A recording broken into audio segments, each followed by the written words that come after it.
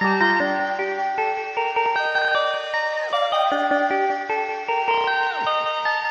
Perfect. Perfect.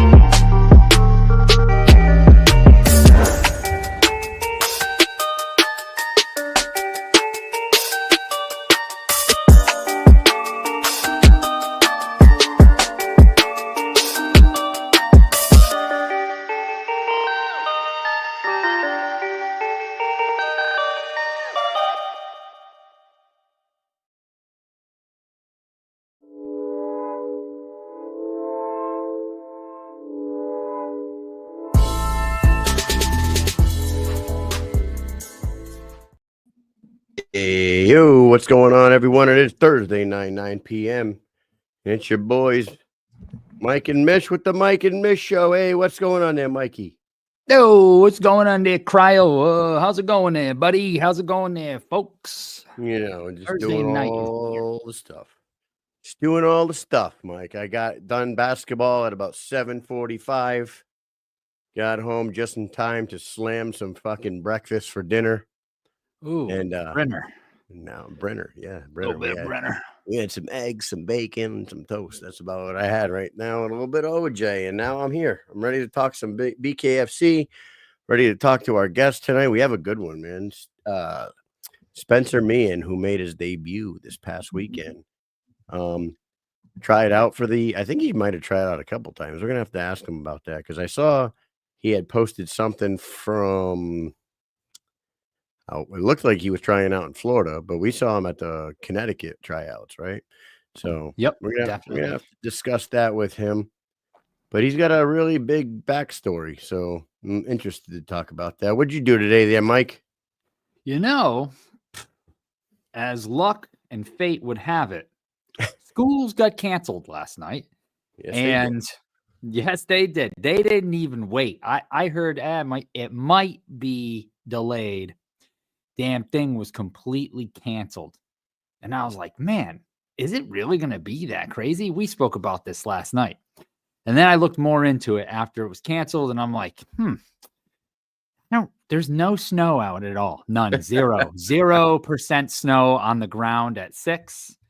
0% snow at 7. I was like, dude, we could already had these kids to school. I don't understand this. When I was in school, I walked uphill both ways, 17 feet of snow. But you didn't get any snow? We got some. It was like maybe an inch and a half with a little bit of it was like icy. It kind of turned like heavy wet, you know? It's fucking gross here, man. Dude, it was like we got about 2 inches of snow and then it started raining. Yeah. And my backyard is just like a giant slush puddle. It's like slushy. freaking Yeah, it was heavy and wet. It's gross as hell. Yeah, the kids could have gone to school for sure. The kids could have gone to school. Exactly. But anyways, But got me out yeah, of work. I didn't go to work. I was like, I gotta stay home. The kids are out of school. I I gotta stayed stay home too. I Yep. stayed home, dude, and I had like one of the most productive days of my freaking life lately. I got like all kinds of shit done around here. I had to replace a doorknob. I had freaking like Oh, piles a of laundry doorknob. to do. Yeah, dude. I got the snow blower out and actually used it for the couple inches of snow that was on the ground. So, Nice. it was a very productive day for me, man. It was good. But Yeah. anyways, right back at it tonight, though. We're back at it. We got a guest coming on, and we got to go back to work tomorrow, right before the weekend. So, Yep. what do you say? What do you say we shout out our Spencers real quick? Yeah. All right, there. Yuck it up, Mike. Okay, hey, dynamic life, sexual health, weight loss, and anti-aging. Retake control of your life by reaching optimal health. Visit www.livedynamic.com. It's the only online platform where you can become a patient in under 20 seconds. Also, check out their Instagram page at Live Dynamic. That's LIV Dynamic on Instagram.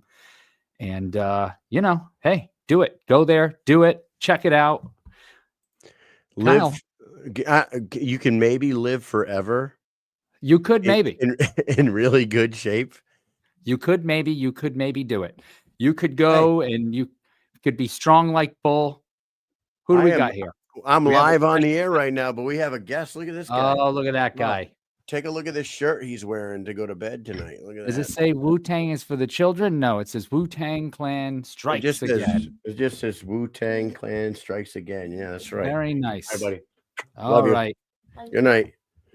Yeah, that's Later, a Nolan. rare occurrence on this show, but everybody, that was Nolan. Basketball superstar right there. Yeah. Made the All-Star team, guys. Made the All-Star. Nice. Yeah, we had a That practice All-Star night. jersey. He's going to get an All-Star jersey too. He's very pumped about that. Nice. So what do you say we go ahead and bring on our first guest of the evening, our only guest of the evening? Yeah, our only guest. The whole show is just us and Spencer Meehan. So when we come back, we will be joined by the man himself. Be right back. The Rasha is a true scalar plasma energy technology with the most advanced base 12 frequency collection that protects, enhances, and harmonizes the autonomic nervous system. This can help a soldier, athlete, or animal improve their training, endurance, recovery time, and overall performance while achieving the ultimate victory-winning mindset called consciousness coherence. Once in this state of consciousness coherence, a soldier or an athlete is able to advance his target focus to a level where it is completely in the now present moment with relaxation and stress release. The Rasha is where science meets consciousness.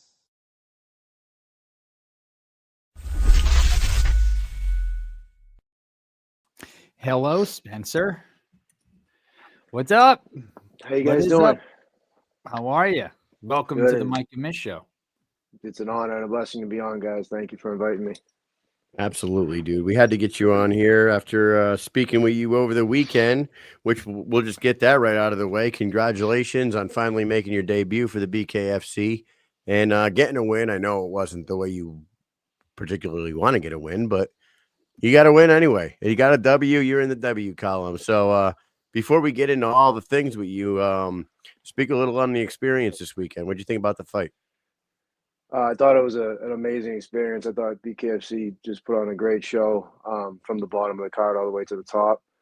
It was an amazing experience walking through that fear and uncomfortability and becoming a better man because of it. You know what I mean? And shout out to Grady Wall, super good kid, super nice kid, young kid. He's 26. I mean, he can do whatever he wants. Just got to take time and take a step back, heal up the shoulder, you know. And some things that just happens in life, you know what I mean? I'm used to putting my all into things and then not getting what, I think I deserve, because, you make plans and then God laughs.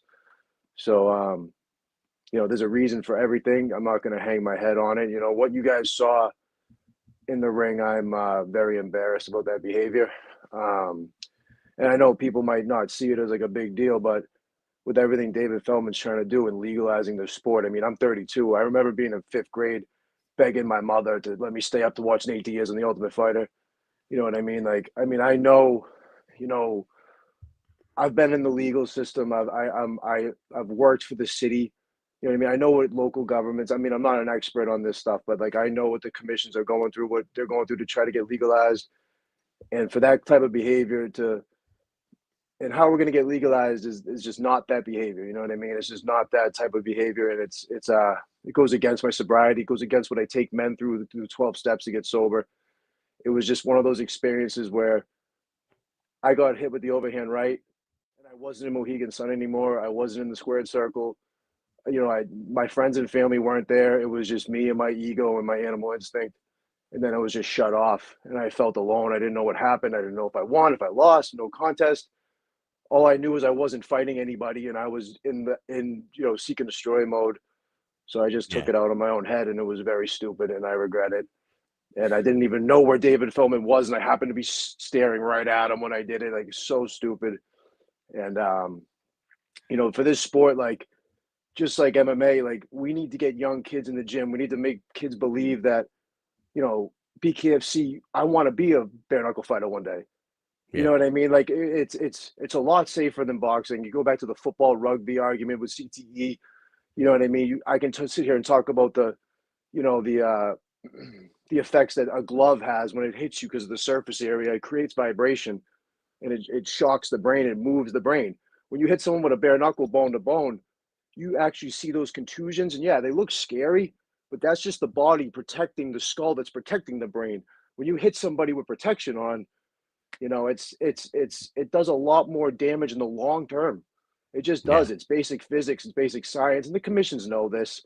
You know what I mean? They all know this. It's just a matter of time. But my behavior was very stupid, and it goes against BKFC and what the goal is. And I apologize to everybody for that. Hey, sometimes emotions run high, and with you in that situation, like you said, the fight ended so abruptly. You know what? You get into the adrenaline starts flowing and shit happens. And unfortunately, you could be embarrassed, but you know what? You live and you learn from the experience. And what we wanted to talk to you especially about tonight is like your living and learning experiences, because you told us a few things after the fight that night that we weren't too aware of the whole story. So I'm like, man, we got to get you back. We got to get you on the show. We got to get you on the show, and you got to explain the journey that you've been on to get to where you are today at 32 years old. Let's just start off right quick. Where are you from originally? Are you from Boston area? What's So the I'm from my whole family's from Dorchester and Malden. My father's side's from Dorchester, my mother's side's from Malden. Um, and I'm from Wakefield, Mass. And there's section of Wakefield called Greenwood, and even my coach was confused on that. Shout out to Coach Eddie Alvarez, Charles Rosa, Rico DeShula, the whole Alvarez boxing family. Literally, I'm nothing without that man. Like, that man took me in when I was, at a very low point, and has always had faith in me. And yeah, so I just wanted to quickly say shout out to Coach Eddie Alvarez and Alvarez Family Boxing. Um, Absolutely. so what So were you asking? I'm sorry. so let's go. Let's go like this. You're growing up in Wakefield, Yep. Mass. Yep. What was your upbringing like? Were you always a fighter? Were you in combat sports as a kid? What was life like for you before you hit adulthood? So my parents are still married. Nice. So my mom and dad are just amazing people. I couldn't see that growing up. My my family tree is very colorful. You know what I mean? We got a lot of crazy people in my family, and I was just born with those like genetics of like like supreme fear and supreme insecurities and supreme sickness as a very very very young kid. Like, I knew I was different than my classmates. I knew I was, I was just different from the other kids. You know what I mean? Like I would look at the other kids and I'd be like, there's no way these kids are thinking what I'm thinking and are going through it. And I had, a good childhood. You know what I mean? It was just bad genetics and that gene pool. And I actually remember the day where my ego was created, where my spirituality was created, which then led me to be an alcoholic and a drug addict. I was at the Greenwood School. Like I said, I walked out. I'm from Greenwood, Mass. It's a section of Wakefield, and we all take pride of being from that section because it used to be its own town. Um, and my buddy Joshua made a square with his foot in the recess playground with the mulch, and he just said, "Last one in the square wins." And it was all the classmates, in the square. And this time, I'm an overweight kid. I'm insecure. You know what I mean? Back then, recess, you could do bad things, and teachers didn't get involved. Oh yeah. And yeah, exactly. we used to do some crazy stuff out in the elementary school. I feel like was nuts. We were just out free for all for 15, 20 minutes. I felt like we did whatever we wanted to. It's crazy. For sure. No, for sure. It was definitely, a different time, and the generations definitely move quicker now because of technology and stuff. But and it's just funny, like my buddy Josh made that square, and he was like, last man in the square wins. And I was the last man in the square. I remember this day at recess, and I looked at my best friend. He had admiration for me, and all my classmates were like, Spencer, oh my God. And right then and there, like my insecurities, my body, I was an overweight kid, all my fear, all my anxiety. I was suffering from this at like 7, 8, 9, 10 years old. And like all of it went away. And that was my, identity. My ego created that identity as the tough guy, the bad dude, the psycho, the Yeah, you the know what I mean? outsider. Yeah, and I got respect for that, and I got, approved by all my classmates for that, and my best friend looked at me with admiration for that, and that's everyone, a lot of people don't know what the ego is, but once it's created through guilt, shame, fear, you know what I mean, resentment, once it's created, like it's a hard delusion shell, and it's off and running, and it's going to protect you no matter what it's going to do, and it's based upon selfish, self-seeking, self-centered, and self-obsessed thoughts that go to action. So now you're just on this run, building this resentment, building this guilt and shame from things you do that you wish you didn't. Then you're building this fear because your present is so restless, irritable, and discontent, and you become this creature that you don't even recognize. And it started at 10 years old. Wow. Yeah. So you develop this ego, this persona of the tough Yeah. guy. You said you were overweight. Were you overweight throughout your teenage years? Because I know that you told No. us. Okay, so you had told us at Mohegan Sun that you were over 300 pounds at one point. So was that 225. Yeah. was that after the Marines? So That you was go. after I got sober. Oh, Yeah. okay. was- So you go yeah. through high school. Were you the tough guy in high school? Did you play sports or anything? Yeah, I played football for sure, brawling with kids from other towns, the whole thing. You know what I mean? Just drinking and trying to fight somebody and then get a girl. That was the sick three-way. I heard Brock Lesnar say that one time. I was just dying, because that was just how we grew up. That was just like the mentality my group of friends had. And look back on it, none of us were really friends. We were just all validating each other's ego and sickness. You know what I mean? I wonder what it's like. So, because I went to a big school, I went to a school with like thousands of high school kids. There was almost 3,000 kids in my high school, and like drugs and alcohol were everywhere. You know what I mean? Like sure. I have a 13-year-old son right now who's going to be going into high school next year, and it makes me like fear a little bit him going to high school. But I Sure. do feel like kids nowadays. I could be completely fucking wrong. I think I don't know if they're acting the same way people were acting back when we were in high school. You know what I mean? So Yeah, I I don't do think fear so. for him going to high school, but Yeah, no, I feel like it's definitely shifting. I feel like the marijuana is legal now. I feel like most kids are like smoking those vape pens and doing all that stuff, and they're not really going out. Like we had flip phones and we were running around, and we had the M&M. M&M was we had all these. We were in like that experiment stage with technology didn't blow up yet, but we were told to go do all these crazy things, and you know what I mean. It was just a right. very crazy time, like that Project X era, like that movie, See, the whole Spencer, thing. I'm 11 years older than you, and Mike's Yeah. about 9 years older than you. Yeah, I'm 41. I was in high school when we had like pagers, and Yes. like I would get, and someone I would had a hit. pager. I'd have a pager, and someone would beep you, and it would have a code on it, and you go fucking to a payphone at McDonald's and drop a quarter in there and call them, and that's how we got around back then. I didn't have a cell phone until I got back from my first deployment with the military. So, I mean, times are so different. I don't know what it's like for these guys, but so you were in high school. You're the tough guy. You're the football player. You're trying to get girls. You're getting all fucked up. Is that when you developed the addiction? No, No, because okay, I was so yeah, like I knew I had a problem, but it was all justified because I played sports and I was in high school, and you can only get so bad when Yeah. you're still in that setting of like people still admire you to some degree, like so it didn't really start till I was You're in the just Marine partying. You're Corps. having fun. Yeah, Right. it's Right. chalked You up go to out with he's your still playing friends, on whatever. Friday, so it's you know what I mean. He beats Yeah. up a kid at You're going to McDonald's. school. He's just let him go. You know what I mean? He's call Coach Cresco. It's fine. You know, call this coach. It's fine. Just you know, it's just Spence acted. He's just crazy. It's okay. You know what I Yep. mean? And really, those things hurt me in the long run. People thought they were protecting me, but really, you know what I mean. And it's nothing against anybody, but that's just you know the way the cookie crumbles sometimes with athletics and you know athletes get away with things and stuff. And throughout You this know, time, you were never training. You were never like, were you boxing or doing no. martial arts or anything? So you were just In a high straight up. school, no. You were just a straight up jock that partied and tried to hook up and get in Yeah. fights, street fights. Yeah. So, Yep.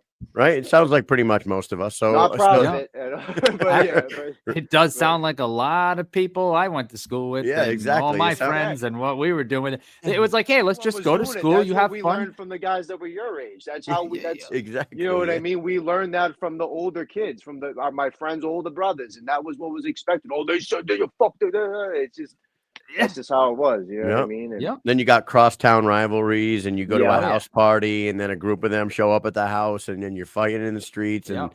and all Well, kinds I of thought this was going Yeah. to be a fun night, but right. it Then you ended thought it was up- going to be a fun night. Next thing you know, everybody's scattering when the police show up, and then Oh, you yeah. go back to school on Monday like nothing ever fucking happened, right? This Yep. is crazy talking to you guys about this because I haven't like rehabbed high school days in a while, and this is like so weird. It's so crazy. Yeah, it's so Like you know what's not weird about it is it's not unusual. You know what I mean? Not at It's all. like, Yeah, we're all for from New sure. England, so I think we all kind of lived the same kind of lives through that era sure. of our lives, like the the 16 to 18, 19, or 15 to 19 years old. We probably all lived the same fucking life. You know what I mean? After you get out of high school, though, you go which way? What direction did your life go when you got out of high school? So I get so really what you know, and then I found out real quick when I got sober that pretty much every decision I ever made was based on selfish motives, and I really didn't even know who I was, and that's how I got 8.5 years of dead sobriety. And so I'm making decisions based upon my emotions as a young kid, and I'm just and you know what I mean? I think I'm a man, and literally I have no clue what a man is. I have no idea. I have no idea what true masculinity is. I'm just running around because I'm big, I'm strong, I beat up untrained people, and I'm a good football player. Like, like I think I'm like the man, and I'm really just an insecure, scared kid running around making decisions off emotion. So I broke my ankle, bad high sprain my senior year, my fourth game in versus Woburn, and torrential downpour game is before the fields were turfed, and my ankle just got caught in there, and you know, Oof. caught in the pile, and the whole pile went this way, and my ankle stayed in the mud, and that was my season. So like now my identity, you know, who am I? I'm not playing football. Am I going to college? Am I not? This whole thing, like, you know, all my uncles are addicts. They're in and out of prison. My uncle Steve was in the Marines, and you know what I mean. I'm like, I'm gonna lose it. I need to do something. Like I have to do something. Like I don't know what to do. I can't wait. I got no patience, no tolerance, no nothing at this age. Zero spiritual or emotional skills at this age whatsoever. I'm just an impulsive Looney Tune. So like at this point, I just decided Marine Corps. I'm going Marine Corps. Period. I don't care. And I'll never forget. I got a text from my recruiter. He wasn't my recruiter when he texted me, but he texted me and said, "This is Sergeant so and so. I don't want to drop his name. I don't want to put him out there like that, but this is Sergeant so and so. And I love this man to death. But Sergeant so and so, like, looking for, candidates for the Marine Corps, whatever he said. And I just texted back, you know what I mean? Yes, Spencer Meehan, 0311 infantry. I want to join. And he was like, I never have gotten a text out of this town like that. You know what I mean? So he picks me up that day in the Hummer, the Marine Corps. It's got the Marine Corps emblem, the EGA on the side, and picks me up in the Hummer. I'm getting in all ego. Look at me. I'm going to kill terrorists. Da, da, da. Like, you know what I mean? Just an idiot. You know what I mean? And I end up signing an open contract. And I had no clue what that was. And everyone in the recruiting stations told me, you're 100% going to get infantry. You're 100% going to get infantry. And I'm not blaming anybody. I don't play victim. That's not what I do. I just want to say that ahead of time. I'm probably going to say it like 10 more times. But I signed the open contract because I'm a 17-year-old kid from Wakefield. Like, I don't have, any real idea of what's even going on, and nobody can tell me different anyways at this point. My parents just want me out of here because they know I'm going to get arrested. You know what I mean? Like, yeah, I can relate to that too. So. Exactly. So so 3 days after graduation, I'm off to PI, and that's where that story starts. And yeah. So you're down at Paris Island. You only did a year in the Marine. So what I'm getting out of this story is you didn't get infantry. Did not. No. What happened? What'd you end up doing? So it's real quick before I go in, so this is relates to exactly what you asked me. I was on an IEP in high school. I was an alternative, so I was pretty much taken through school just to play sports. I can only go to a 2-year college. I don't have a real diploma, so I have an alternative diploma. So like, I didn't have homework. I didn't have a backpack. You know what I mean? Like, I went to school just to get girls and play sports. And I hate saying this out loud because it sounds bad, but it's just the truth. So my last math class was in 8th grade. At this point, when I'm in the Marines, I don't even know long division. So I graduated. I shot number 2 on the whole entire island. Number 1 on my platoon. I won the rifle range for my platoon, 2077 2nd Battalion Fox Company. And I took us from 7th out of 8th place to 2nd on the island. I own that place. That was my start. I was the only kid that was sad to leave Paris Island. The only motherfucker. You know what I mean? And you love the structure of it and just it's the grittiness and the just high testosterone levels there, like insane. It really is. Freaking out every 2 seconds and running around. It was just, you know what I mean? It was.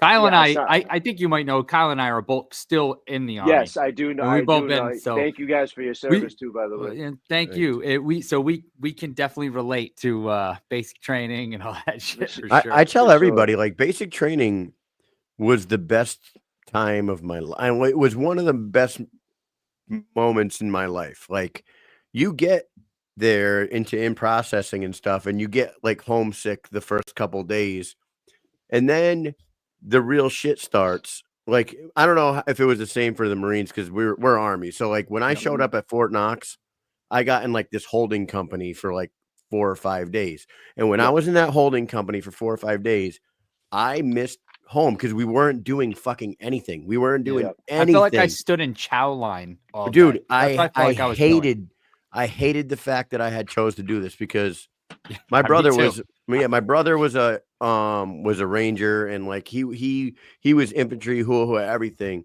And I was gonna go the same route, but my brother was like, you don't do that. Go National Guard. So I went National Guard, take the free college, didn't go to college, but I got a full-time job for the military anyway, so it all worked out. But when I was there for that first 4 or 5 days in that holding company, I fucking hated life. I got sad, I got depressed, I got homesick, I wanted to go home, I wanted to see my family. Then we got moved to our fucking companies and basic training started. Oh yeah. And you didn't have a fucking moment to breathe. Nope. And for the first week, it was hell. And then every week after that, I fucking liked it more and more. And by the end of the 10-week process, it was the greatest thing I ever did in my life. Yeah, right. For sure. I can completely agree with that. Yeah.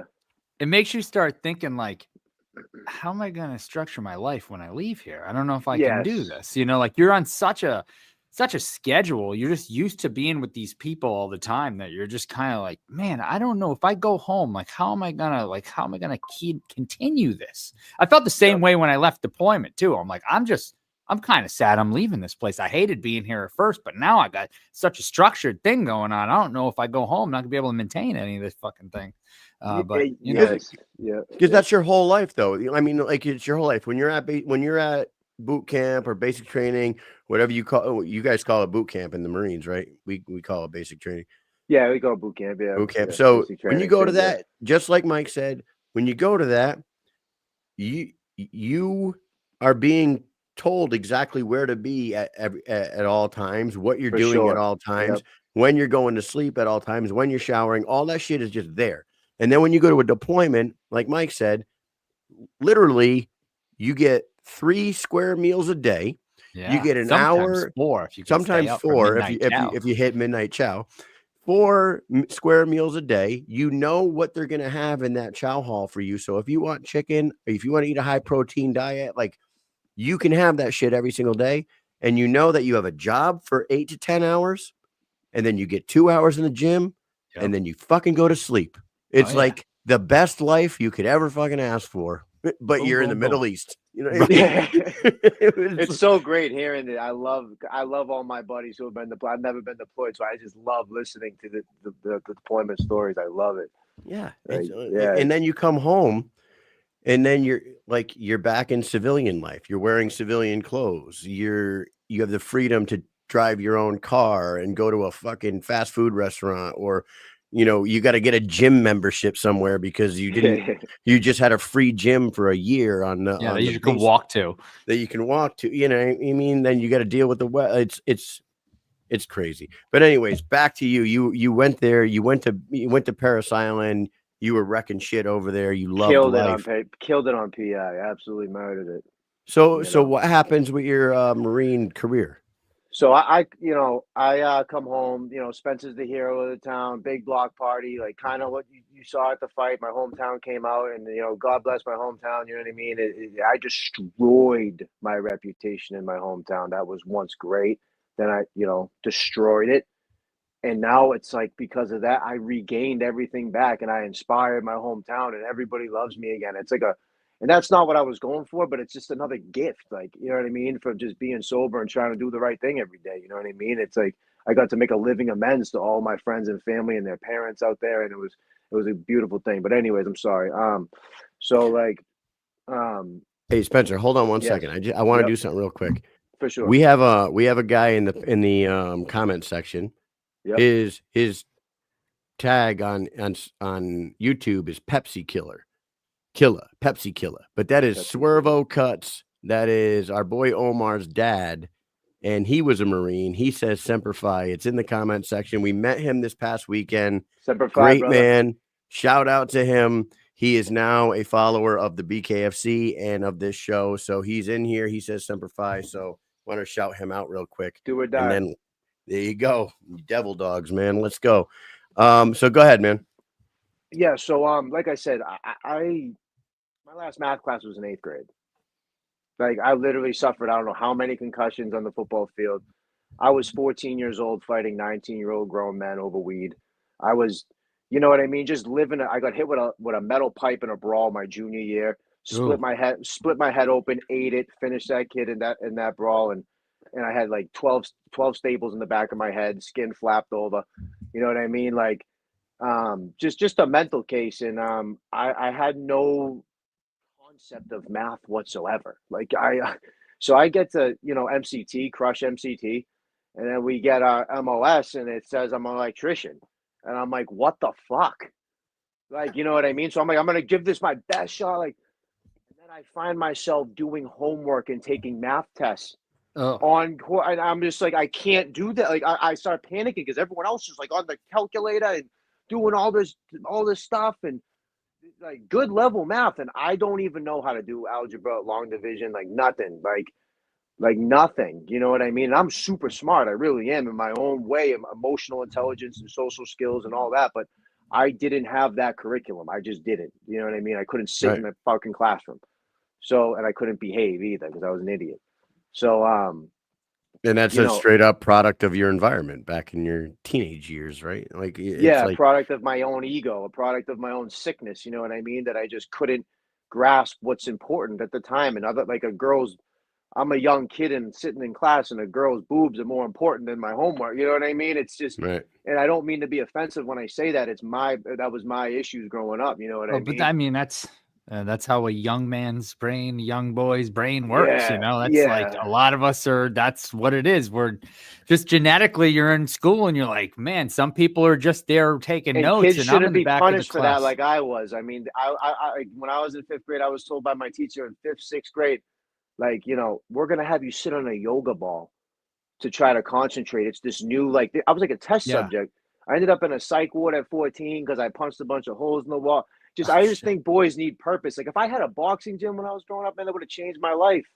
It would have changed my life. Uh, That's why like I wanted to talk about like the BKFC and the head trauma and all that and our behavior because it's like, yo, this Joe kid needs Ivy to get in says, the to be gym. fair, boobs are awesome. Yes. Let's Yes, yeah, be all right. honest. See? Holla, yeah, for sure, for sure. But it is true though. But it is true because like hey, listen, I was exact same way, and I don't know if they called it an IEP when I was there, but I would leave at lunchtime. They wanted me out of that school. They were like, you only have to be here from here to here. These are the classes you need, and then you're going to leave at lunchtime. We don't want you sticking around. And if I wanted to, I could just leave class and go to the resource class and just do my work there where the teachers had provided all my stuff.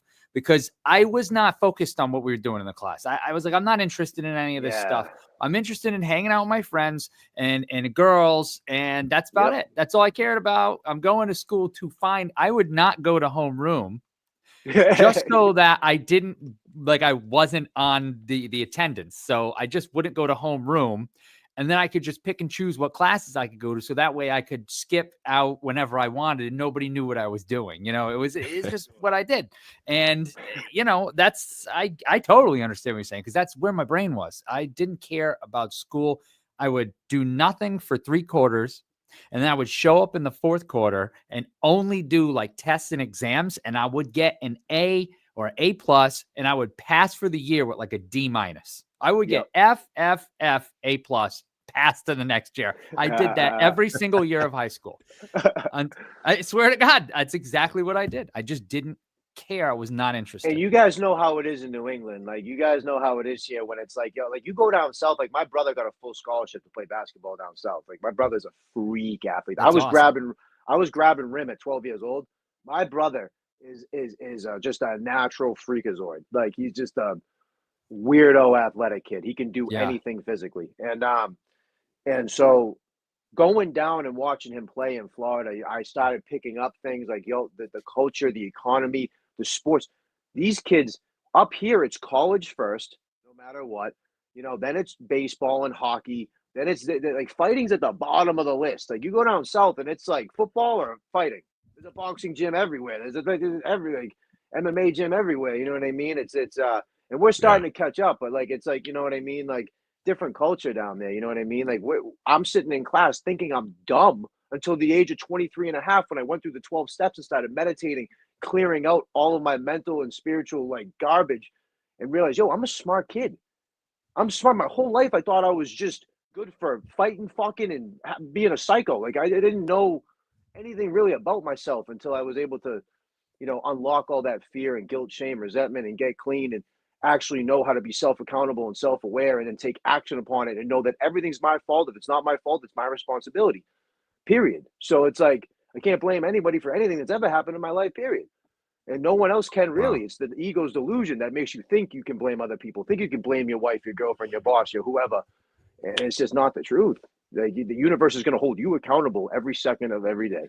So it's like, it's just crazy. Yeah. When you finally mature enough to realize that you're responsible for yourself, like you have to take responsibility for your own actions, and a lot of young guys don't give a fuck. Yeah, unfortunately, and they're misguided. They're misguided too. They're misguided big time. Like they don't have enough people. Like that's why BKFC guys like us. It's like UFC, BKFC, BKB, BYB, PFL, all these big organizations. Like you can't big time meteorize the military. Like you can sometimes we're on the but we're the face of masculinity in this country. Fighters are.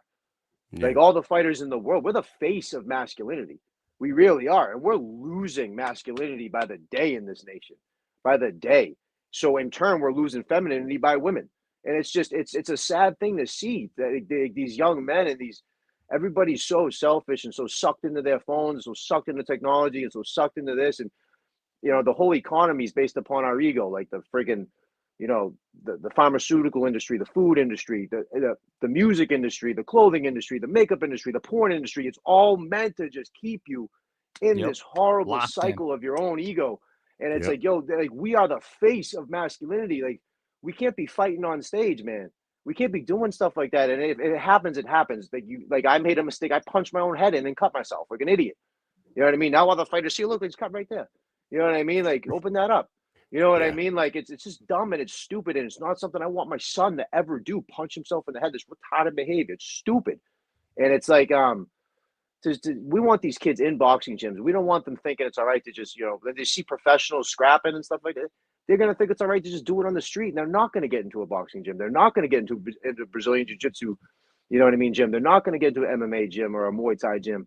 They're going to end up just in prison. Like they're going to make stupid decisions. You know what I mean? We don't need that. We need men on the street, and we need men that can handle their emotions. And I do think that I do think that, and it is because I'm in the military. I think when kids are when I do believe kids should get into some sort of combat sport gym, like get into a school somewhere, get into jiu-jitsu or boxing or karate or Muay Thai or some sort of gym, because in those gyms is where you learn self-discipline and structure, humility. Yes, you learn how it is, what it feels like to lose. You learn what it feels like to win, and you do build like a family bond in there with those guys and girls.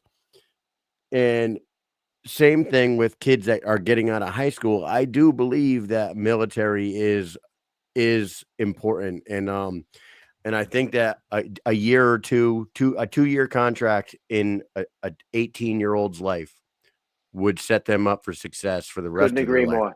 They don't have to do they don't have to do a 6-year contract. They don't have to do a fucking ton. Just like 2 years would dial them into being a responsible adult and have some sort of fucking structure for the rest of their life. But a lot of kids that just get out of high school and go straight to college and just booze it up and booze, drugs, ass, and just fucking party all day. Cocaine and all sorts of, it's not. It's just like, and the banks are collecting their interest on the loan. Everybody's losing. Yeah, you know what it's I mean? everyone's losing. So and a long story short, I do believe that some sort of martial art or boxing or something would help every kid in the country. Like they would help. It would help them all. And then military after high school. You get out of the Marines now, Spencer. You do only a year in the Marines. They separate you for the admin separate you, right? Yep.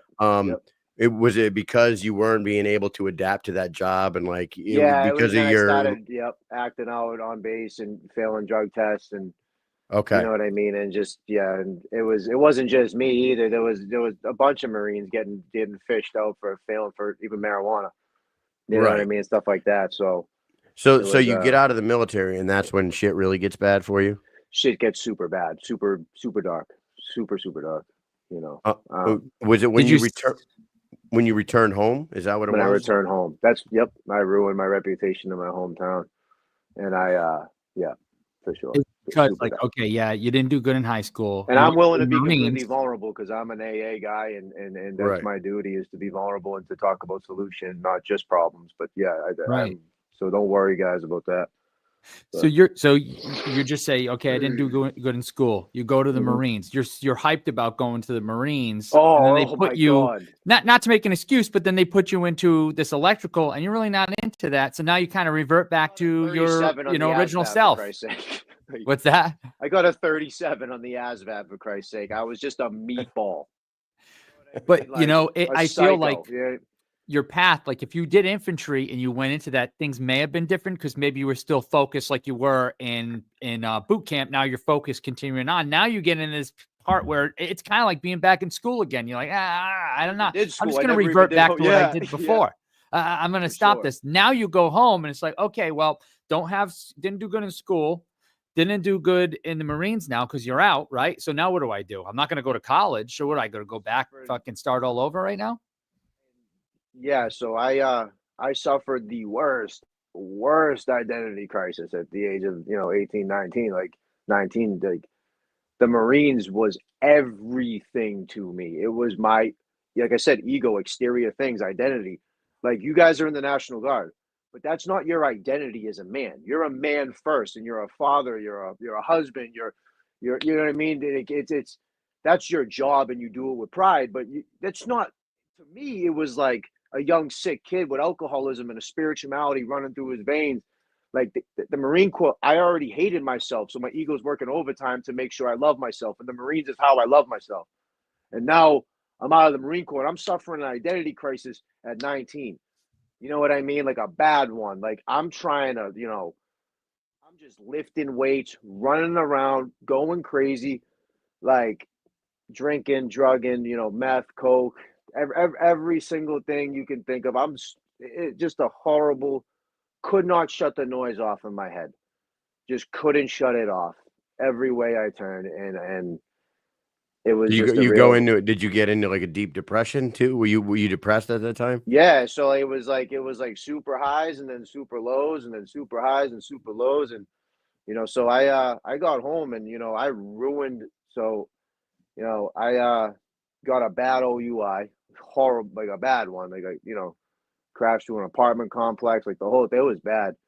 And I'm on probation, and there was a miscommunication somewhere, and I got picked up on a violation of probation, but there really wasn't a violation. It was like just a mix up, and of course my hometown police know it's me, so they send like 10 cruisers and a fire truck, and you know what I mean, to come get Spence. And I was drinking that day and snorting coke, and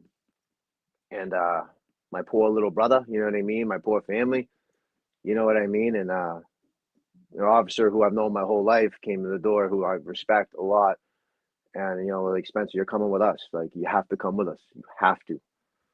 And I just looked at him. I'm not going to say his name, but I looked at him, and I just like, I'm not going anywhere. You know what I mean? And like I said, reliving this is hard, but someone out there needs to hear it. So it's like, and it would be no different if I was in an AA meeting or if I was at a sober house speaking. You know what I mean? So it's so I went to war with my hometown police. Like, it took 3 full canisters of mace, OC spray, to get me down. They zip tie my ankles. They put me in they finally get the cuffs on me, like 8 of them on me. They should have shot me, really, in reality. It was that bad. Thank God they didn't. Thank God they performed to the highest of their duties that day. And so they get me into the cruiser, and so my ankles are zip tied and I'm handcuffed. So I start kicking the door, and the door starts like coming off the hinges because I have it like lined up perfectly, and I'm booting it. And they transferred me to 4-point restraints, 1 limb at a time. So now my whole entire body's orange from head to toe from the OC spray, and I can't get at nothing, and I'm just screaming. And now they transfer me to the ambulance, and I'm just screaming. I wake up in a psych ward. You know what I mean? Dual diagnosis, rehab, and psych ward. And then and then I appear in court. I don't even remember when it was. Might have been a week, might have been 3 days after. I don't even know. I can't even remember at this time. I was so out of my mind. And I'm in court, and I'm 215 pounds at this point of just muscle because I'm snorting meth and I'm doing 3,000 push-ups a day, just out of my mind, like thinking I'm in the goddamn Marine Corps. Like, I just literally losing it.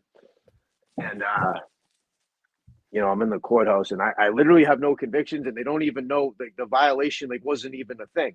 Like so all of this like happened over like no pretense, nothing was there. It was just some crazy, I don't even know. So now I'm in court, shackled from, and I'm standing on the stand, and the court doctor is like, "Look at him, Your Honor. Like, he's clearly on steroids." And I'm like, "This is nothing but fucking meth and work ethic, you motherfucker. Like, I'm not on steroids," Jeez. just out of my mind. And then I tell Judge Johnson starts yelling at me. Rest in peace, Judge Johnson. Like, and then I told him, I'm gonna blow up the courthouse. Oh, Jesus. So I skip jail and go right to the prison for the criminally insane, Bridgewater. And so now I'm in there, and I'm 20 years old. You know what I mean? And Wow. you know, yeah. So now like a black Marine ends up, my cell door cracks, and a black Marine comes in. He's my cellmate. And I didn't know I'm in like a race war type situation. So I'm sticking with my Marine no matter what. So I don't care. Like, and I was out of my mind. I didn't know. I didn't know anything. I didn't know about prison politics. I shouldn't have even been there. But it is what it is. You can't play victim. Like, things happen. You know what I mean? Like, you bark up that tree, you get what you ask for. Like, that's Wow. just how life works. So it's like now. So now I'm caught in this like race situation, and I get attacked by this dude. I'm not going to mention his name, but this kid was twice my size, lifelong felon, just a bad dude. Bad dude. He ran the whole entire block, and we just went at it in the cell blocks, and you know, the fight ended where, you know, he punched me in the top of the head like 60 times, but like he and then when he got tired, he tried to gouge my eye out. So then I had the opportunity, and I cut him with one shot, and he had to go to the infirmary. So I technically won the fight, and the prison rules. You know what I mean? Yeah. So the whole unit's rioting, and then we get transferred to SEG, to booking, to the single cells, and to SEG, and so now I'm in SEG. I'm in isolation. You know what I mean? And all these people can't sleep. People screaming, going nuts. Blah, blah, blah. And like three days go by, or however long I was in there, 5 days. I don't even know how long I was in there. And you know, instead of sending him, they transfer me to Max. So now I'm going to Max 2, which is a Sousa Baranowski unit. It's a bunker. So Max 1, Max 2, two bunkers of and my buddy who's a CO said that's a super max. I didn't know that at the time. Jeez.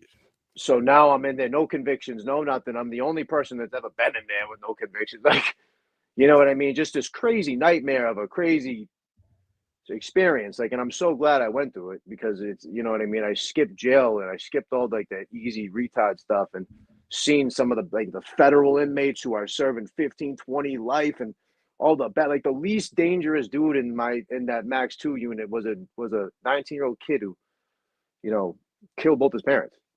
Jeez. Just playing chess with, staring into the abyss. So you're in there with no Yeah. convictions. Do you know how long you're going to be in? No clue. Zero clue. So you don't know if you have No one's to... answering the phone. I got no family. I got no What friends. the hell, I man? got nothing. So I like it all. Yeah, I got nothing. Like I That's literally, crazy. like, yeah, everyone was done with me at that point. I was big and bad and scary and psychotic and a drug addict and a Looney Tune. You know what I mean? And that's the way it crumbles. You know what I mean? I just needed $20 for canteen, but you know what I mean, and to keep me out of that trouble. But I needed everything happens for a reason. You know what I mean? And when you were able to reflect and not live in your past, like I haven't told this story. I'm only going to tell this story if it's on a platform to help somebody. If it's at an AA meeting, if it's at a sober house, like this story doesn't even matter. It's the solution that matters. It's able to reflect on it and take every lesson out of it and apply it to my life is what matters. There's nothing cool about prison, nothing cool about jail. You ask somebody that's in there for 20 years, they'll say, change your fucking life right now. Right. You know what I mean? It's just the truth. You know what I mean? So you're in there, Yep. you're fighting for your life, basically. You don't know what tomorrow brings, because you don't No know how friends, long no you're gonna family, yeah. freaking be there. So Yeah. how long do you end up staying in there? I was only in there for like 3 months. Okay. You know what But I it was mean? probably And then we're at enough, Chow. right? That was Yeah. enough. Oh my God. Oh my Lord. Like we're at Chow, and then it's time to go. And I go to the courthouse. So they transfer me. We pick up a killer at Walpole, and they were like, "Don't talk to him. Just stay, but just don't even look at him." I'm like, no problem. Like, so I just looked at the floor the whole way to Malden. So we go into Malden, and Judge Johnson pulls me up from the cell, and rest in peace, Judge Johnson. And there's only my mother in the courthouse crying, my probation officer, and Judge Johnson, rest in peace. And he just starts screaming at my probation officer at the top of his lungs, going crazy on her. You know what I mean? And it just released me to the street. What the hell?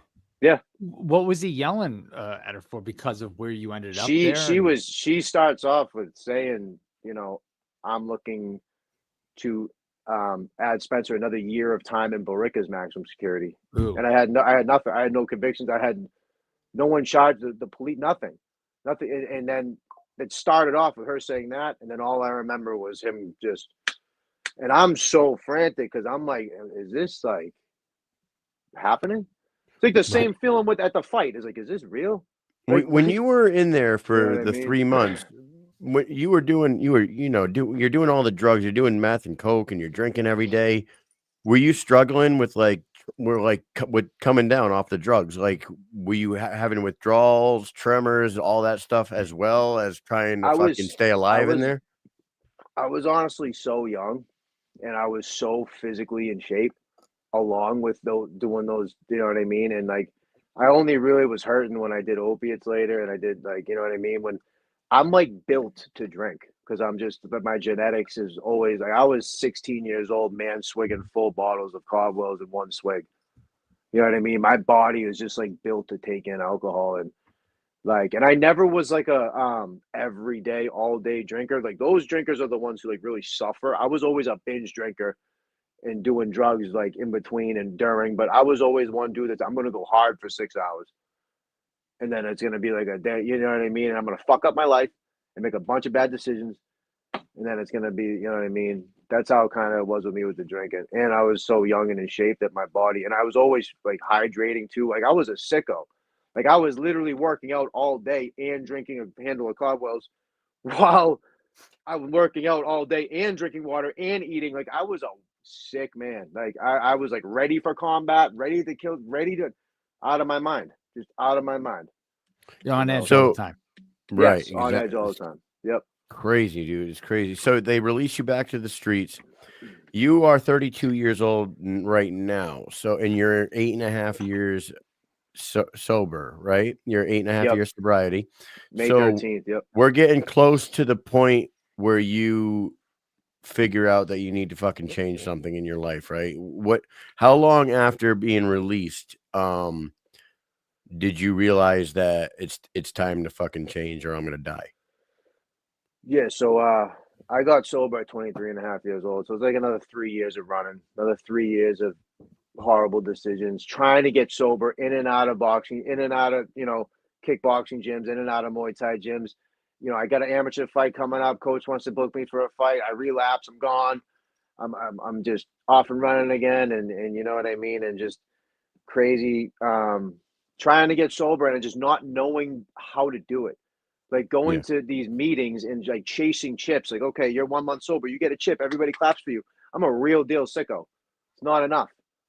Like I need help. I need help cleaning my mental and spiritual. I can't just get a chip and make friends. Like that's not gonna keep me. Right. Like it's not enough. It's just not enough for me. For some people, they can do that, but for me, I needed a cleansing. I needed a real cleansing. It's hard too for like someone like yourself that has your own problems and your own demons to sit in a circle of people and like think like I take my brother for example. My brother is a full on he has had problems with alcohol and drugs in the past, but he has PTSD to the absolute max, right? Because he's been on multiple deployments and he's done a lot of things. But he turned to drugs and alcohol after the military. He has tried to go to like group meetings and he has a problem sitting there listening to someone and being like, you have no fucking idea what I've been through. That's what his mental was. He was like, I'm gonna listen to this fucking guy. This guy has never been through anything that I've been through, so fuck this and fuck all this shit. And like he could never do those meetings, dude. I know it's probably hard as hell, right? Yeah, so I don't do meetings either. Like I'll speak at meetings, I'll speak at sober houses. Like AA, like just the 12 steps was around for hundreds of years, 600 years before meetings started in the 60s for the crack epidemic in California to get people off the streets. Like this, we've been solving trauma for thousands of years. Yeah. Group therapy is a great tool, and I'm never going to knock anything. I am not a hater. I am not somebody. If you're sober today, if you're okay today, if you didn't hurt yourself today, God bless you. Thank God. But group therapy is a great tool, but it's not a long-term solution. It's just not. And I'm not saying group therapy didn't save somebody's life and then get them to that next point. But it's not a solution. It's not a negative thing either. I'm not knocking it whatsoever. Yeah. But it's just not a solution. I'm sorry. I'm a masshole. Both my uncles are dead from heroin. I almost died from fentanyl and heroin. Everybody I know is overdosed. Everybody I love is like, I have people that I've spent with 6 a.m. in the morning till we passed out at night every day together that are gone. You know what I mean? The group therapy is nothing but trauma bonding. When Yeah. you're trauma bonding, you need to be solution solving, not trauma bonding. Like, what's good is it going to say like that? Like, if I just keep raising my hand and telling my war stories, now Yeah. you're just going to relate to my ego. Yeah. You need to sit down and you need to break down, starting from your childhood. Why I know exactly why I joined the Marine Corps. I know exactly why I did all the things I did, because I went back to my childhood and diagnosed my ego from every single problem I've ever had in my life. Period. Point blank. And then I got to see my personality disorder right in front of me. And now I have clearance from my conscience and my ego. So I know exactly when I make a mistake. And I know exactly if I'm making a tiny, tiny, tiny little mistake or a big one. And I know the consequences are on me no matter what I do. Like, it's a different type of thing. And everybody, you got to understand that like you got to break it all down from beginning to end and realize it's not your fault. You're not a victim either, but Right. nothing that is your fault. You know what I mean? Like, it's one of those things, and you're not going to get it from group therapy. You're going to get it for writing 10 hours a day and dissecting your selfish, self-seeking, self-obsessed, self-centered behavior, which is your ego, and why you're doing those things, which is your guilt and shame of the past, and your rightful present, which is creating fear of the future. And you're going to dissect all of it, start to finish, through your whole childhood, and it's going to suck, and it's going to be uncomfortable, and it's going to take forever. It's going to take patience. It's going to take meditation. It's going to take prayer. It's going to take other people helping you, and it's going to be long. But guess what? Nothing that has ever been great is easy. Right. It's just not. It's never going to change. And our economy and our government and our society thinks the opposite, and they just try to feed us all this dopamine 24/7. Thinking that, oh, just buy this, do that, go here, do this, go on this cruise, buy this thing, go to this club tonight, go to here, go to here. And it's like, oh, you're never going to know peace. You're never going to know just a peace. Band-Aid. Just change that Band-Aid, Band-Aid. Yep. For sure. No, I hear you. You You- might need that group therapy to let it out first. Yes. Right? Hey, here you go. Let me finally get this out. I told all these people all this stuff For that's been sure. going on in my life. I finally got it out there. But I definitely hear what you're saying, where like, if you just keep on doing it, you're just repeating that over and over again. Now it's like, oh, this is your story. Listen to my story. This is what my story is. Not Oh, doing this is fear your. code. Oh, Yeah. you did this. Yep. Yeah, and then you go back and forth, and it could be going on and on and on. Put on top of it, it's co-ed. It's just it's not, Yeah. it's just, it's a joke. You know what I mean? I'm Yeah, not saying it's a joke, but for a long-term solution for a sick person, you need actual help You need from you someone need who to try to find a someone cure who actually knows how to do it. Yeah, for sure. to heal. Right. What was the moment? Was it the overdose? Did you overdose on fentanyl? Is that what you did? Oh yeah, I'm still paying ambulance bills from 2013. You know what I So meline? Like, so it's was that the final no. straw for you?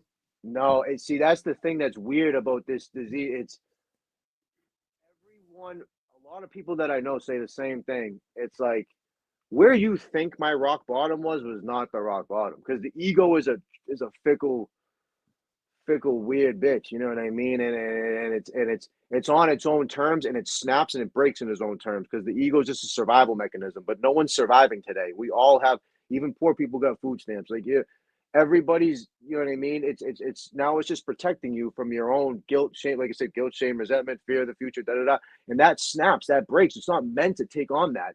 It's trying to adapt to modern day society, but that's why everybody's cracking, everybody's breaking, everybody's acting out, everybody's depressed, everybody's in the pharmaceutical lines, the fast food lines, and they know all this is happening. The whole country knows this shit's happening, but they just, you know what I mean? It's just chalked up to, it's just another day. You know what I mean? And it's just not another day. There's a lot of people suffering out there in a lot of different ways. I've taken people through this work that don't have drugs and alcohol problem, that had relationship problems, eating problems, and they all get awoken, because it's all the same thing. We're all connected, man. Nobody's special. No one in the world is special. We all got egos. We all got conscience. We're all human. We're all gonna die. We're all the same. We're all the same. So it's like, when I sober, it wasn't at like a rock. Oh my God, Spencer's so fucked up. Look at him. I just was finally broken. I was actually sober. I just got kicked out of rehab again, and I'm hitchhiking down the highway with my buddy, who's actually my best friend's cousin. This kid, we consider him a family too. and we're hitchhiking down the highway to get to Manchester. I've never shot heroin or fentanyl, and I just snorted it. And at this time, I was made the decision I'm going to shoot it once we get there. Like I'm going to shoot it. His father, Big Mike McDonald, thank God, picked us up on the side of the highway, dropped us off at my house, dropped me off at my house. And at the rehab, they're like, you need to go to Portland. It's a 12-step place up there. Everybody who goes to Portland gets clean and sober. Like, everybody has a better life that goes to Portland and goes through the program and goes through the 12 steps. And I'm sitting there like, what the fuck? Like, that's so that I get to my house and I'm like, Dad, they need the first month rent. Can you just, I'm going to go to Maine. I'm leaving. I'm done. I'm out of Massachusetts. I'm going to Maine. Da, da, da, da, da. You know what I mean? And, I go up to Maine and I start seeing men because I'm in Massachusetts, man. I'm in like a devil's den when it comes to recovery. You know what I mean? So it's like, you guys know it's the same everywhere. So it's like, you know, it's all these meetings and all these people raising their hand and all these people talking about crazy shit. And all we're getting chips and yeah, we got a chip and everyone's sleeping with each other and it's just not, no one's well because no one has a problem with being sober. People have a problem with being well. That's why they can't stay sober. So it's like, so I get up to Portland, Maine, and it's like I'm seeing these men who were once savage animals, and they truly, I can tell I'm a fucking lunatic at this point, and I can tell this man knows something that I don't just by looking at him. You can't fake it. There's nothing you can fake about it. You know what I mean? I'm not perfect. I never will be perfect. I'll make mistakes every day of my life, but at least I know them, and I try every day, and I know the end result. You know what I mean? I know the end goal, and I'm looking at these men, and they got peace. These are the guys that have shot heroin with their own mother. And these are guys that have robbed banks. The savages. And they're all walking around like friggin' Jesus Christ. True peace. They're not thinking about relapsing. They're not thinking about staying sober either. They're thinking about doing the next right thing, and it's not an act. Yeah. And I'm like, yo, what is going on up here, dude? I've never seen guys like this in Mass. I've never seen it. But they're from Mass. They go up there and they can't do it. I'm like, yo, this is crazy. This shit's real. And I start going through it and I start doing the work. And I'm, you know, writing 10 hours a day, dissecting everything from childhood all the way. Man, and I was walking down the street in Portland, Maine. And for the first time in my life, I was inside of my conscience and I wasn't in my ego. And I finally saw people in the world for what it was, not how my ego sees it. My ego sees this. I could fuck that dude up. I could fuck that dude up. Yeah, I bang that girl. She's hot. She's like a 7. She's like an 8. That's how I used to think every day. You know what I mean? I'll rob that dude. The dude looks rich. My mind was garbage. And that's how I had to get sober. I had to do this to unlock my spirit, mind, body, spirit. If you unlock your mind, your body and spirit come with it. There's no mystery there.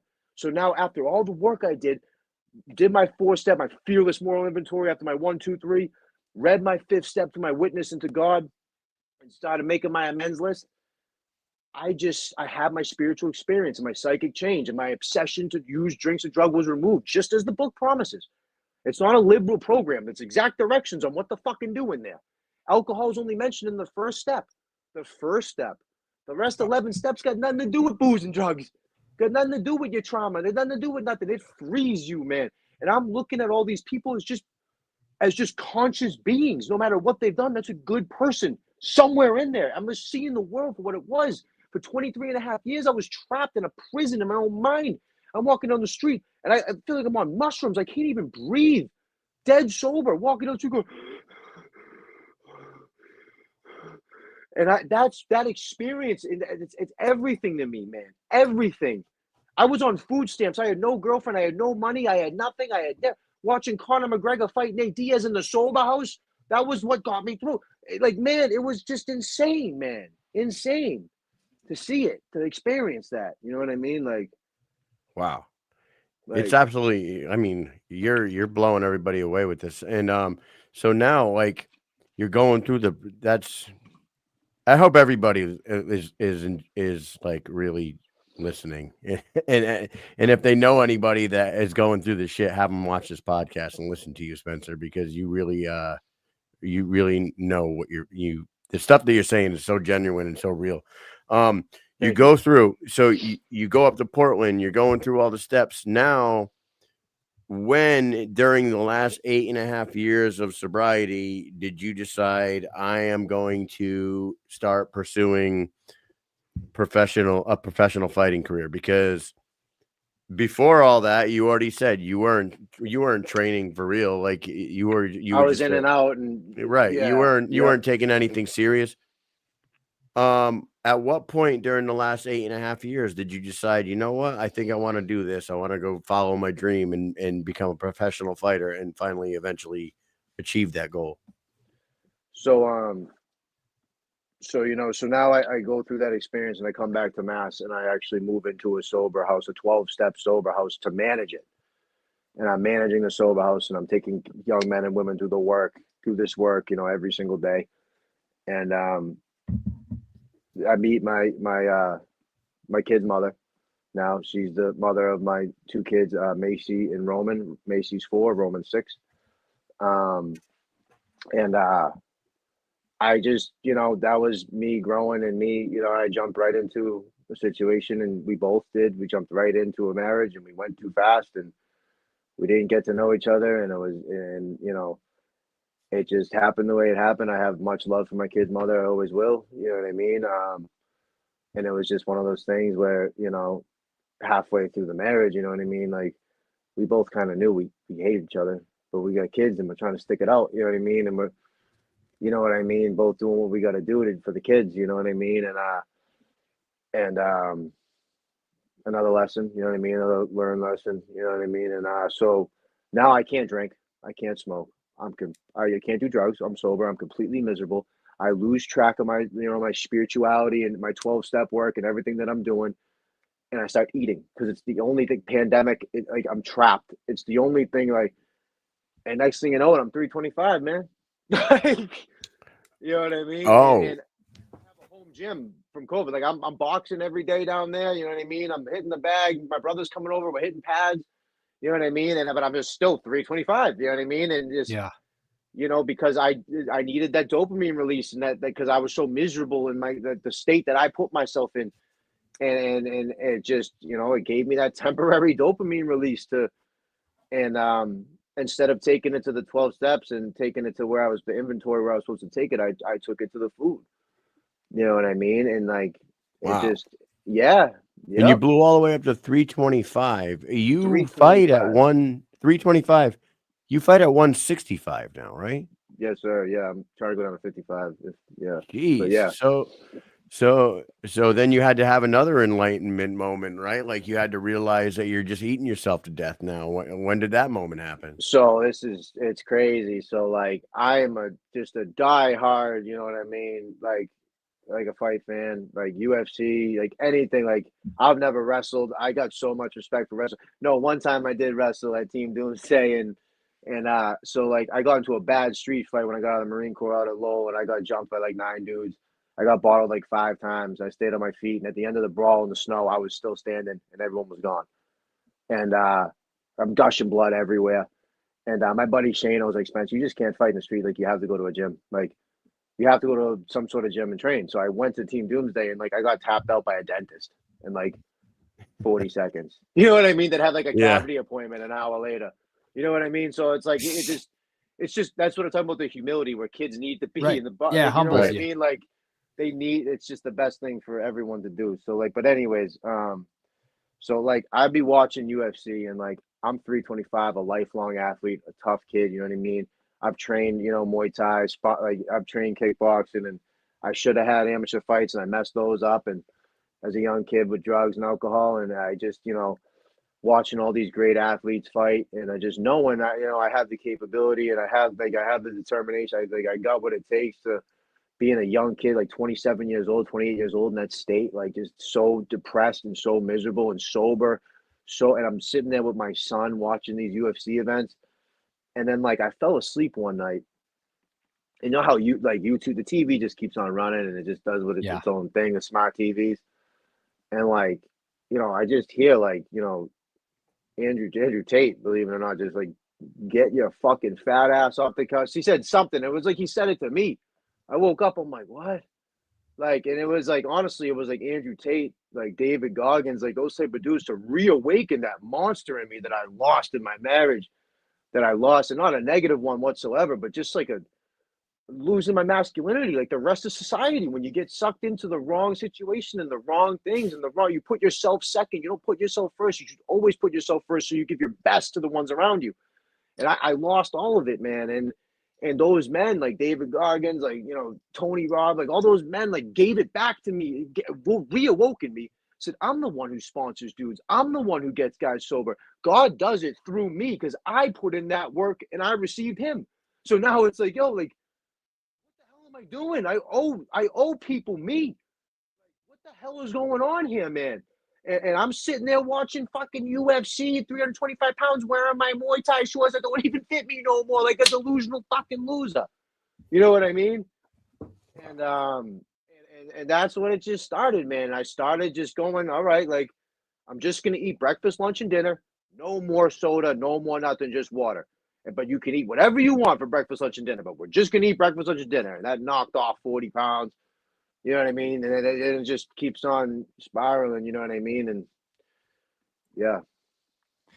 It's crazy how you can go through all of these things leading up to the weight gain, and you've beaten all these different things, you know, or I don't want to say beaten, but you've gotten through them, and you found yourself. And then the one thing that you probably even did least suspect that, oh, I'm going to fall back on this addiction on the side, something that you do every day, something that you actually need to do to sustain to sustain life, to live, is eat. Yeah. And now you fall back into this area where it's like you're going through these issues with your wife, right? With your family. And now it's like, well, I'm not going to go back to all that stuff. So you're eating, and it's like, this is okay. I'm just eating food. I'm I'm not okay. snorting heroin. I'm not, you know what right. I mean? Yeah, I'm not drinking. I'm doing good. I'm doing really good. Yep. Right. I'm doing really good right now. I'm just eating food. It's fine. I'm inside. And COVID probably definitely pandemic. I can't do anything anyways. I can't drink. I can't. Right. I'm in the house. What else am I doing? I'm just watching UFC with my kid, and I'm eating some food, and I'm waking up, and I'm doing my thing. I'm not doing anything wrong here. Yeah, it's crazy how the mind just will allow yourself to think, yeah, this is fine. I'm good. I'm doing all right now.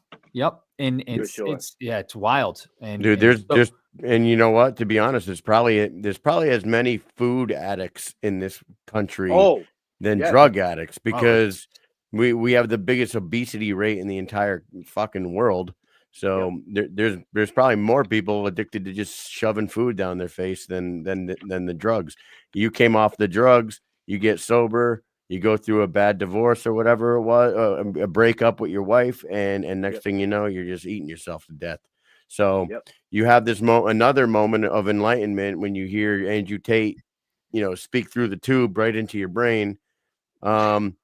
That was the time you cleaned up your act. Then is that when you went and saw Alvarez and Charles Rosa and those guys? What point did you find your gym and figure out what you wanted to do? Again, shout out to Eddie and Rosa and Rico DeShula and everybody at Alvarez Family Boxing.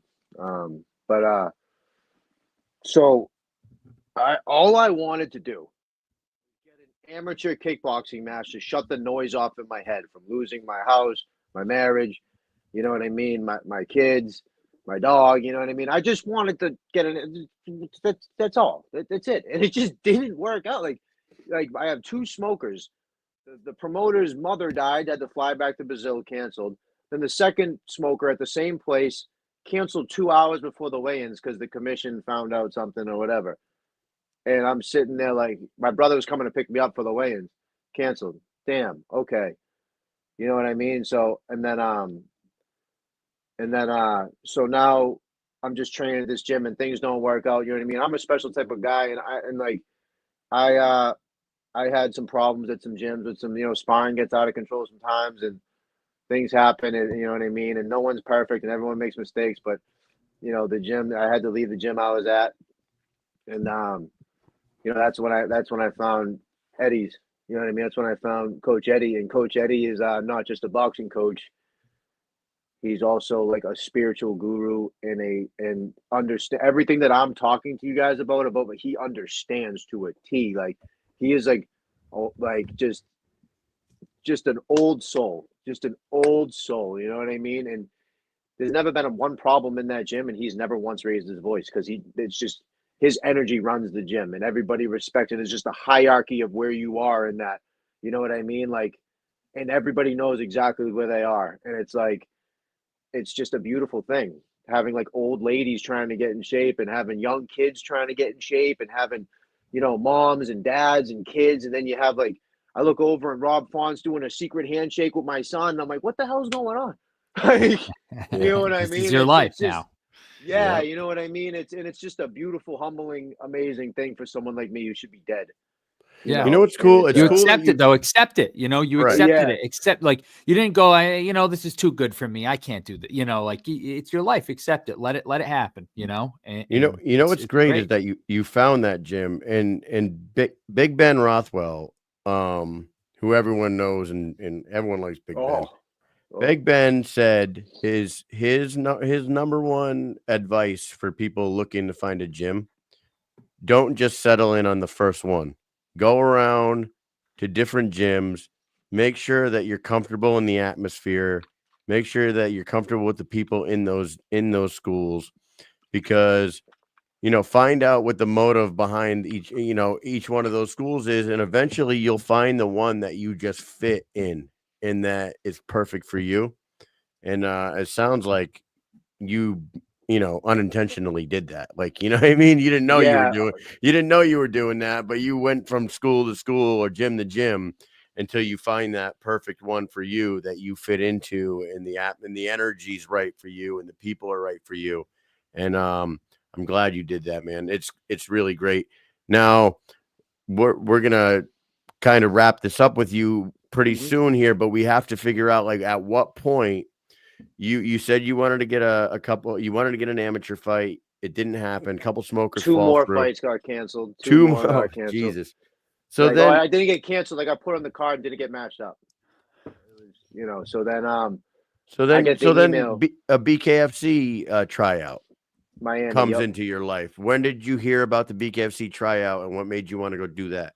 I don't remember. I just remember something Instagram or some sort of some advertisement somewhere said tryouts, like, and then you know what I mean. Chris Lytle's said, like, and then I look up on YouTube. Chris Lytle's like, well, if you have what it takes, if you have that dog in you, like, you know what I mean. If we're looking for that type of person, we'll sign you. I'm like, well, I got skill. I'm not high level. I'm not saying a Manny Pacquiao or this or that. That's not the truth.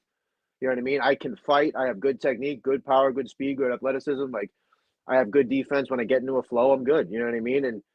But I'm not some high level guy. I'll never claim to be. Like, it's just not me. But I do have the hardest head and a stone chin, and I have cardio for days. So it's like, and I'll never quit.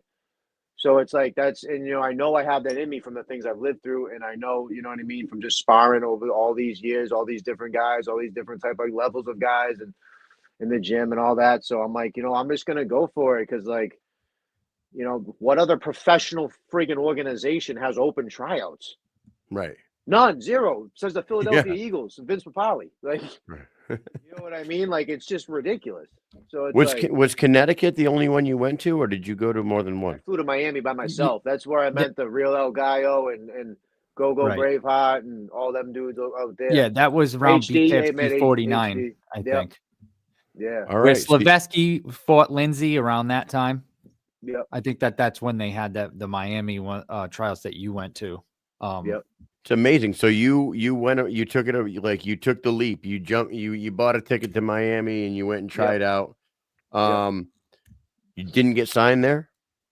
No, but I was one of the kids that get picked to spar, and me and this kid had a good hard 2 rounds, and you know what I mean. This kid is from New York, actually, out there, and I don't know what his name was. I didn't even know how many rounds we were doing. Like, but I was there by myself, and then Nelson came up to me, and a couple of the other guys were like, "Yo, that was a good fight, man." Like, and Big Nelson was like, "Yeah, let's keep in touch. I want to stay in touch with you." And I stayed in touch with him, and then I found Alvarez boxing, and then came to Connecticut, and then now we're here. You know what I No. mean? What a freaking what a 32-year life you've had there, Spencer. Oh my God, It's I know. incredible. You should hear my parents what they have to say about it. My mom. I Oh bet, my God. I bet you put them through the ringer. I bet, I'm sure. Yeah, for sure. How long did it take you to get the 325 down to where you're at right now? Believe it Or or did not, you- I've done it. I've done it twice.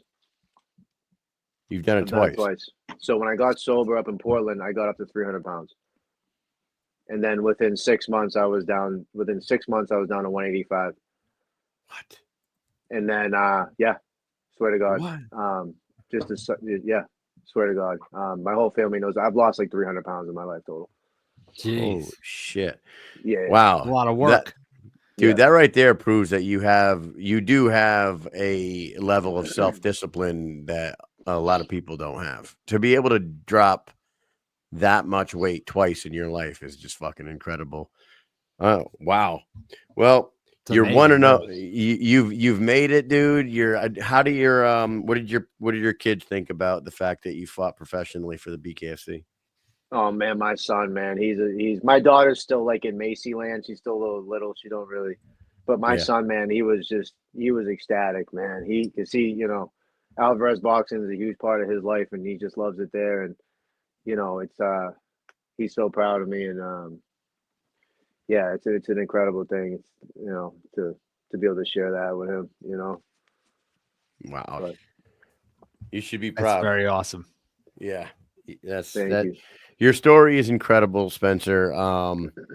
Congratulations on where you're at in life right now, because it's a long journey that not a lot of people make it through. You know, I mean, Mike and I both have.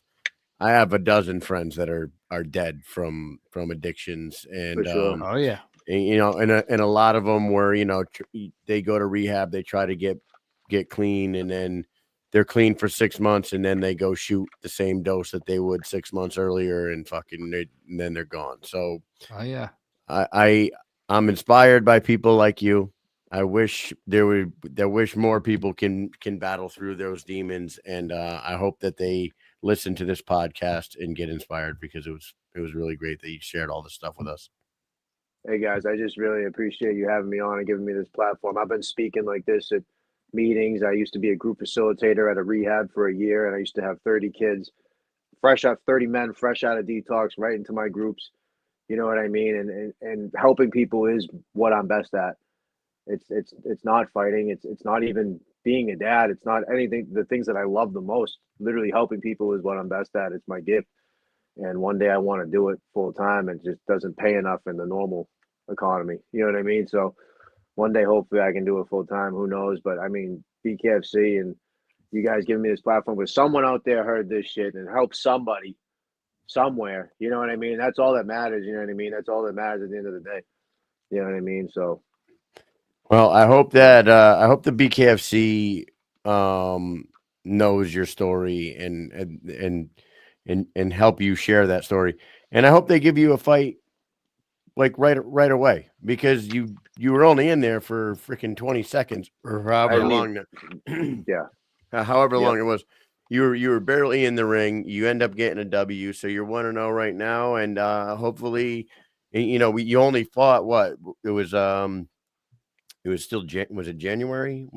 I mean, what day is it? Jesus Christ, I don't even February February 1st. 6th So, now, but so it was yeah, 5 days ago. so yeah, you just fought 5 days ago. There's still 11 months left in the year. I mean, you're in great shape now, and you didn't take any damage, and get back right back out there and do it again, man. for And sure. keep doing what you're doing, because it's really an inspiration. We're gonna give you one final minute to just send one last message to anybody that's listening, and then we'll let you get on your way, man. I just want to thank Coach Eddie Alvarez again for, not just being a boxing coach, but a father figure.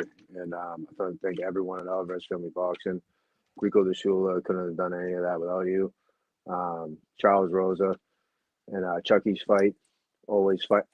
Everybody in this area is always fighting addiction, and this is their foundation against teenage addiction. And just my whole entire hometown. I want to thank my mother and dad and my brother. Without them, I'm not there. My whole entire family. and my whole entire hometown. I'm glad I got to make you guys proud after failing you guys so bad for all those years. I just want to say, you know, God bless, and let's all just try to do the right thing. We only got a short amount of time on this earth, so that's it. Thank you.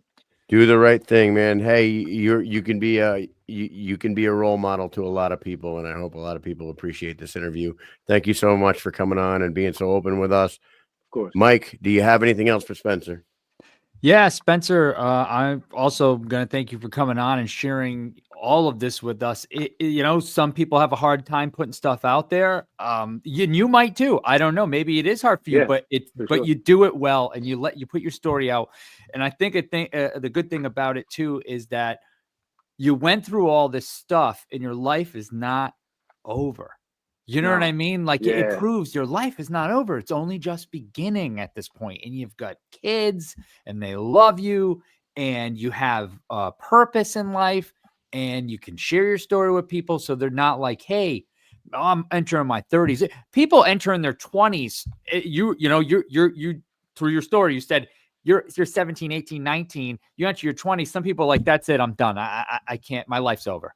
They're entering their 20s. You're in your 30s. Your life's not over. You could go through. I'm 41. If this, it could start again. Like it's not over. You're fine. If you get through it, you're fine. You build in 10 years. We're going to be talking and it's still, and you're going to be like, fucking life is fantastic. So like, yeah, it just shows people that it doesn't mean your life is over. You just got to pick yourself up no matter how hard it is. And you're proof positive right now that, you can go through a bunch of stuff. It's just how you pick yourself up and move forward. So, yeah, man, thank you so much for sharing your story. I really appreciate that. And a lot of people will hear this and hopefully it changes their life. So thank you. Thank you guys for having me on. Seriously, I appreciate it. Yes, sir. Anytime. And hopefully we see you soon. Maybe back at the Mohegan Sun. Or even sooner, maybe in Philly. They get that Philly card. It's only like, what, 4 hours away, 4.5 hours away. Get on that March 21st card in Philly. I think it is March 21st. Hey, if it's God's plan, I'm the man. So yes, sir. That's it. There awesome. It is, man. Well, thank you so much. And everybody that's watching, make sure you go and follow Spencer and continue to watch his story. This won't be the last time we hear from him. And I can't wait to see what the future holds for you, my friend. Everybody else, stay tuned. We will be right back after this. Take care, Spencer. Thank you, Spencer. There's the right hand, big right hand on the inside, now the left hand.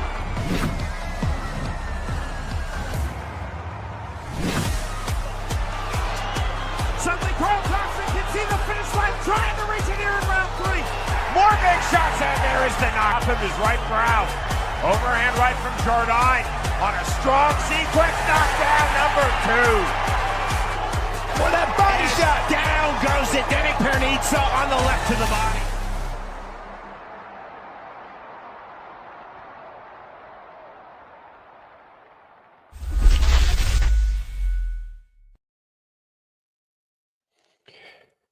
Man, what a conversation that was, dude. That guy is he should be on the top of everybody's people to watch list in the BKFC right now. That dude's been through it all, man, and it was awesome for him to come on and discuss it all with us. What'd you think about that? Yeah, I mean, the story is so real, it's just such a real story that I'm not gonna say everybody goes through it, but a lot of people go through very similar situations. I can probably name 50 people in my life that I know that have been through similar things, all the things that he's been through, some of the things that he's been through. Life is not easy for anybody, no matter what. If you're poor, if you're rich, everybody goes through these personal battles, and nobody really gets to see it or hear it. So hearing it and from him and listening to what his mindset is and his thought process, and he explains how like he knows he's not perfect and he gets it, and he kind of has to revisit that over and over again, and it's just an ongoing battle. But like I was just saying, his life's not over. It's just beginning. He's only 30. He's only 32 years old, dude. He's got a long life ahead of him. and he figured it out 8.5 years ago. He got the addiction out of the way. Then he goes through the rough marriage. There's a lot of things that he went through that he was able to overcome, and it's pretty incredible. Yeah. And let me tell you something, to go to blow up to 300, 325 twice and make it down to where he's at. He's super fit, dude. He's obviously a freak athlete, because to be able to do 3,000 push-ups in a day, you know what I mean? I used to do 1,000 push-ups a day, and I thought that was a lot. This guy was doing 3,000 push-ups a day during his addictions, you know what I mean? And you know, that I'm gonna go back and listen. I don't go back and listen to a lot of our shows, to be honest with you, Mike. I don't know if you ever do either, but No, like, I I only love for coming on highlights here. and stuff. Right. I love I going don't on really like here. I listening. love talking to all the fighters. I love talking to everybody, learning their backstories and whatnot. This is one that I'm gonna probably sit down and listen to the entire thing. I'll probably put it on in my earbuds tomorrow at work and just listen to the whole thing over again, because yeah, it was pretty amazing. So yeah. Thank you so much to Spencer Meehan for coming on and sharing all of that again. I hope everybody shares this too. Like, share it with your friends. Let them all know. So Let people know. Share it. Share. Get it up. his story. Let them hear it. Yeah, let them hear it. We don't really have much else to talk about. There isn't an event this weekend. Just to bring it back to fighting, we do have. There is an event, right? Yeah, there is an event. It's not like you said there isn't a. No, there is an event this weekend. Where is it? Newcastle? Where the hell is it? Newcastle, yeah. Newcastle. Out in Newcastle. Newcastle. And I gotta argue it's probably Old Castle, but that's little dad joke for you there. Yeah, dad joke. Definitely it's not new. So you guys got fights to watch this weekend. What is it? Saturday afternoon? Or is it an afternoon card like they normally do for I'm sure it is. Yeah. Yeah. So middle of the day. Go check that out. Enjoy your families. Enjoy your weekends, everybody. Mike and I are going to go to work bright and early tomorrow morning. What does it say for time there? Does it say? It doesn't say a time here, but you know what? As I take this off the screen, let me just go through right quick and find out. Newcastle, I'm sure they have the actual, Eastern Standard Time. Let's see what they say here. It's 2 p.m. 2 p.m. Saturday. 2 p.m. Eastern Standard Time. Yep. So enjoy the fights this weekend. Enjoy enjoy your families. Enjoy your loved ones. I'm gonna be I'm gonna be doing basketball all weekend with Nolan, and we have a little get together. You want to hear something crazy? You know what? This is kind of cool. You remember the friends of mine? I don't know if I ever talked about it on the show. Maybe, I'm sure I did. A family, a close family of my friends of my family, were hit head on by a guy that was high on cocaine a couple of years ago. 2 years ago, maybe it was. But this fucking car accident, guys, if you would have seen the pictures of the cars, you'd think everybody was dead. One of my friends, she broke like every bone in one half of her body. She has metal plates in her face now. She broke the top of her mouth. She broke her arm. She's got a rod in her femur. She's got rod in her lower leg. She got a pin in her hip. She had, collapsed. She had all this fucking stuff.